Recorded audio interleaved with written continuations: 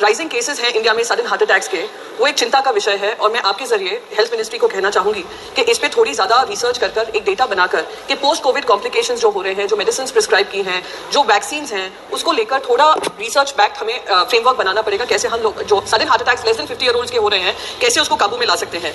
वैसे ही लांसेट की स्टडी बताती है कि इंडिया में 5 से 6 लाख इंडियंस की अचानक से हार्ट अटैक होकर मृत्यु हो जाती है, और वो 50 साल से कम उम्र के हैं। ये सिर्फ उनके परिवार के लिए ही दुख का विषय नहीं है, देश की अर्थव्यवस्था के लिए दुख का विषय है। तो एक डेटाबेस बनाने की मेरी आपसे रिक्वेस्ट है।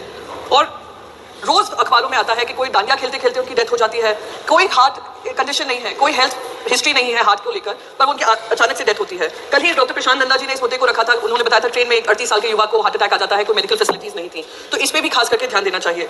दूसरी चीज मैं कहना चाहूंगी सर, फाइजर की वैक्सीन जो अमेरिका में काफी लोगों को लगाई गई थी, अब आकर जब उन पर दबाव पड़ा है, उन्होंने बताया है क्या क्या उसके साइड इफेक्ट्स हैं।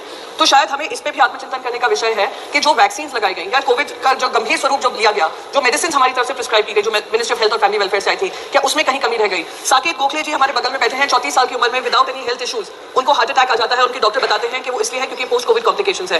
तो आपके माध्यम से सर मैं बस यही रिक्वेस्ट करूंगी कि एक इंपॉर्टेंट विषय है, इस पे खास करके ध्यान देना चाहिए। Ministry of health and family welfare ने इसके गाइडलाइंस दिए हैं, पर वो इतने पुख्ता नहीं है।